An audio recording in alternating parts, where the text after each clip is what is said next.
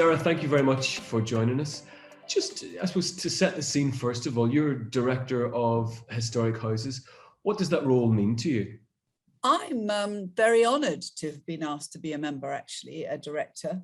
I've been a member for many years. I've been a member for 30 years now, and I've been involved in historic houses since the start. I've sat on various committees, and I'm currently the chair of the Northwest Committee.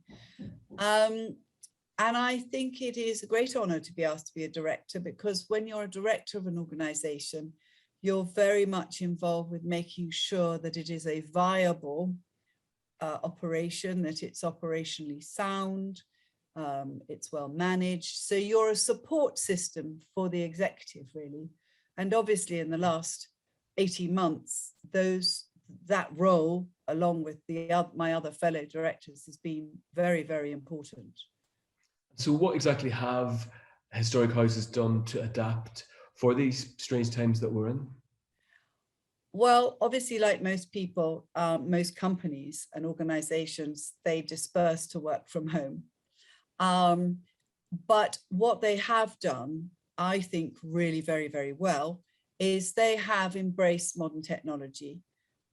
Fortunately, we had invested as a business in an upgraded website before the pandemic.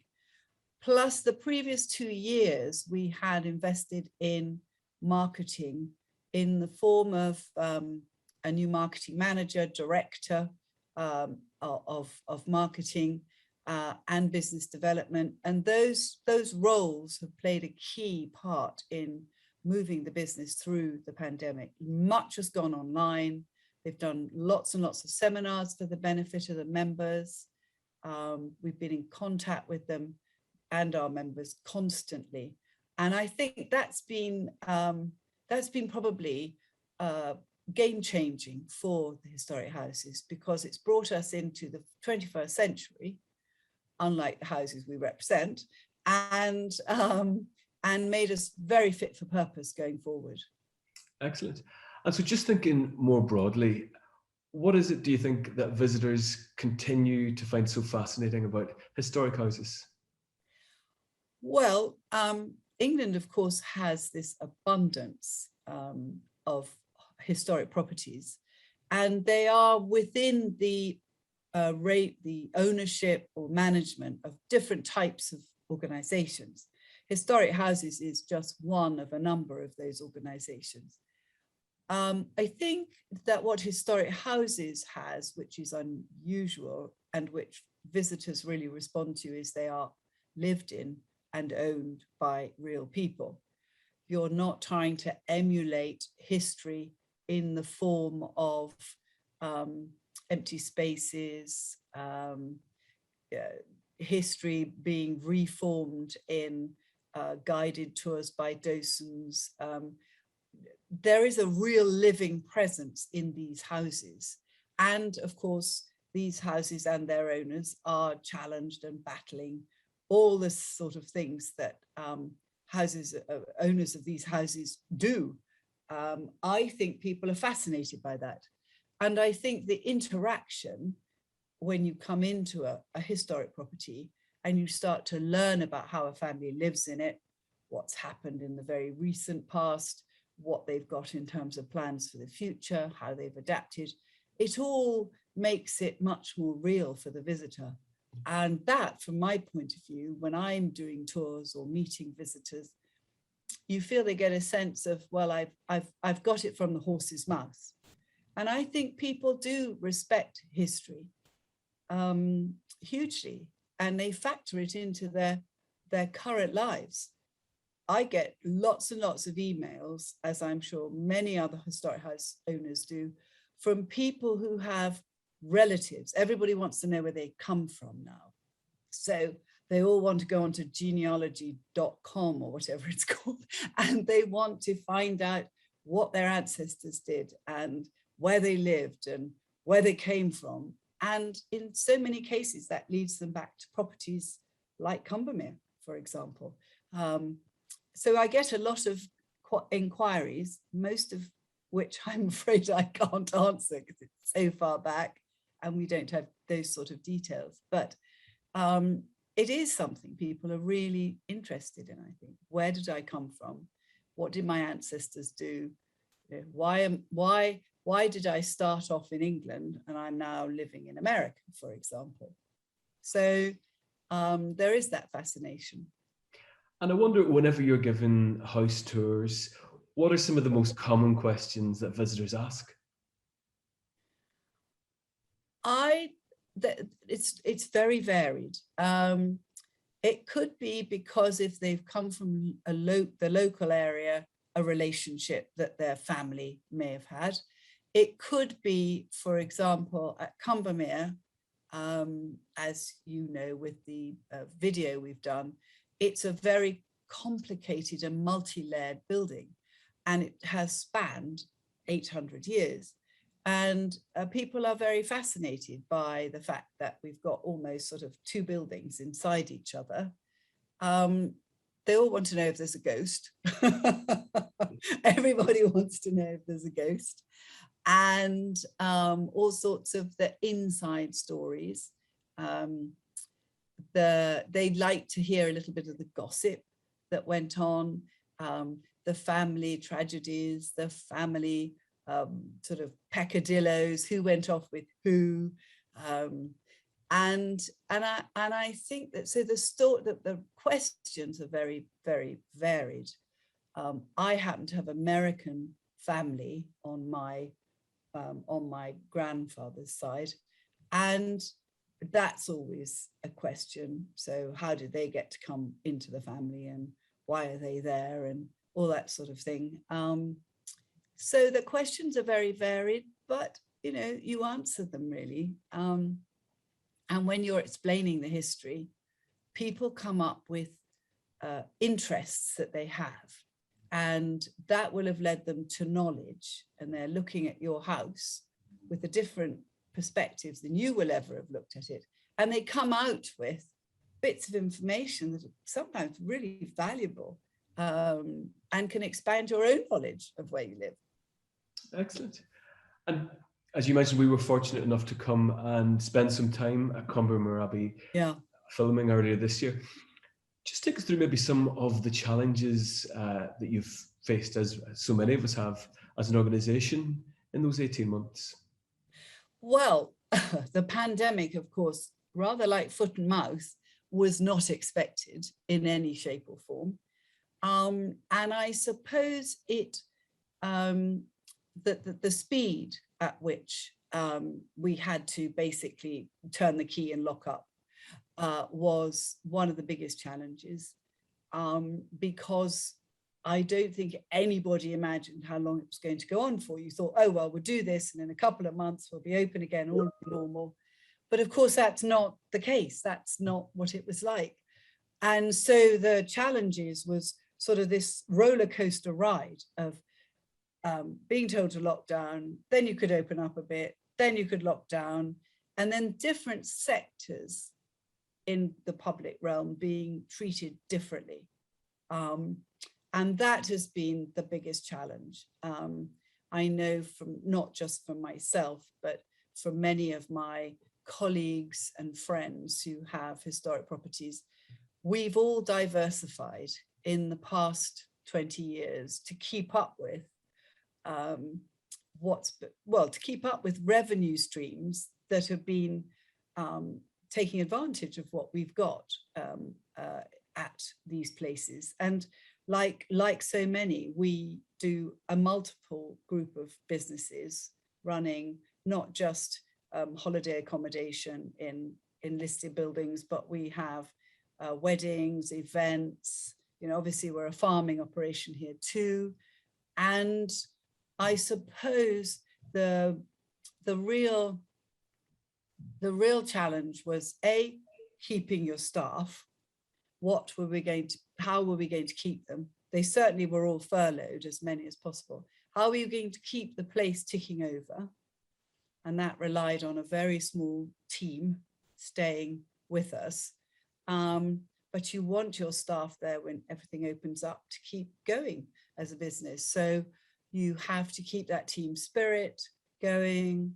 I mean, we did WhatsApp groups, you know, we swapped silly jokes, we kept in touch with everybody, each other.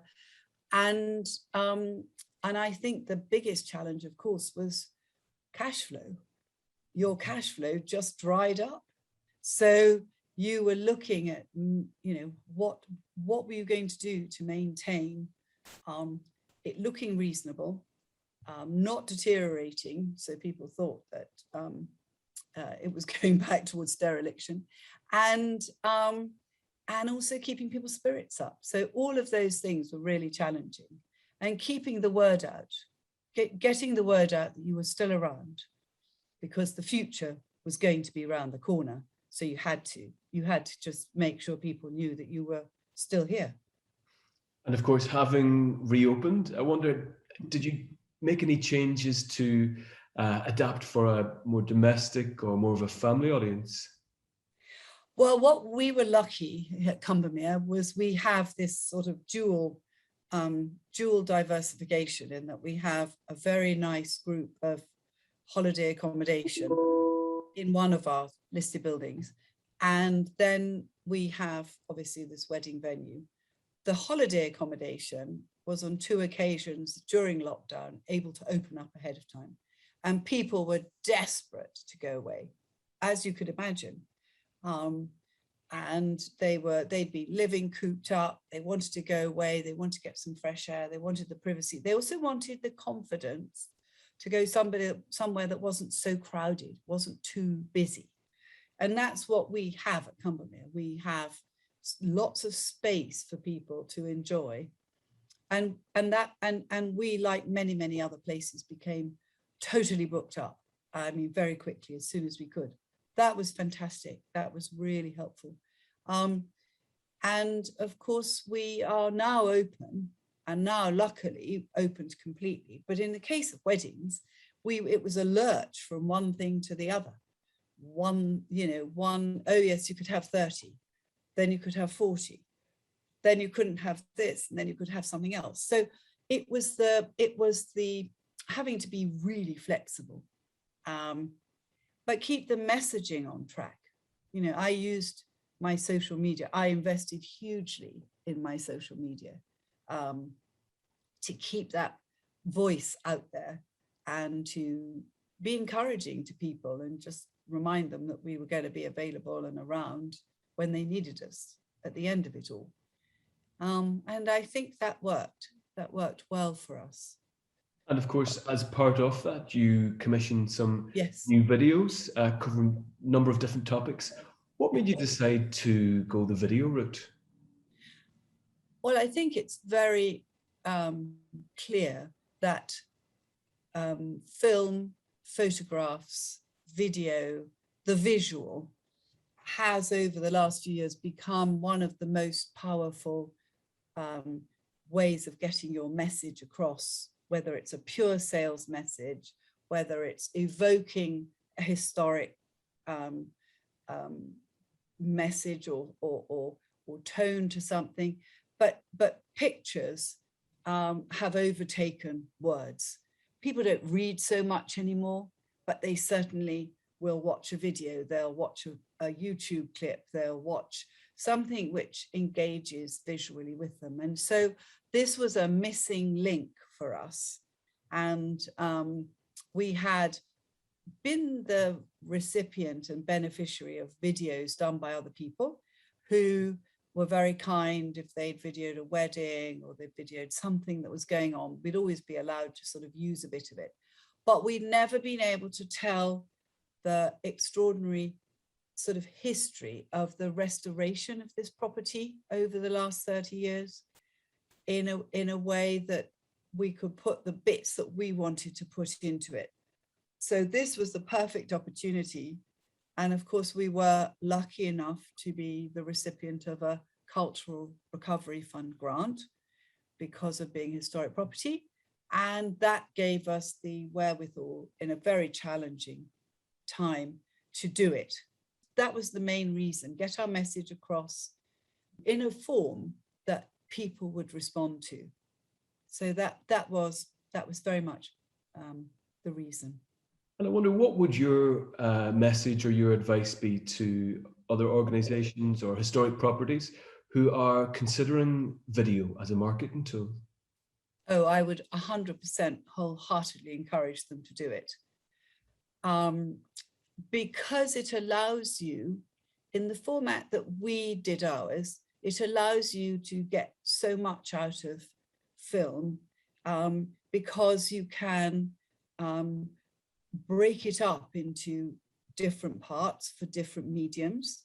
Some mediums can take a longer extract, some mediums can take the whole thing, some mediums can take a taster on another level. You've got an enormous amount of control over how you project who you are and what you are.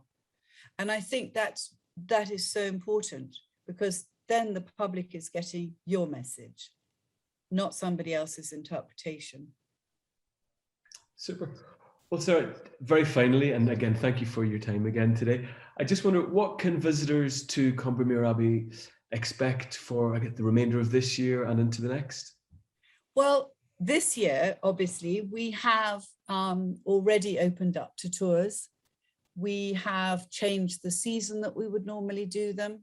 So we are now doing them through October. We would normally have finished in August our tour season from the point of view of the public tours. We are opening in a small way to group tours again. And I hope that group tours will start to come back. They're usually 35, 40 people.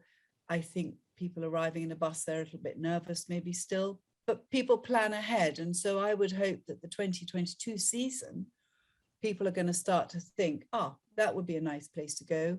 We have we're very personable, we're very friendly. If they come on a group tour, they get a lovely fresh piece of cake and a nice cup of tea. And there are a lot of other places near here for them to go and see as well. So we're not isolated away from other properties. So I'm hoping we'll be able to build up again our group tour business. We'll continue with our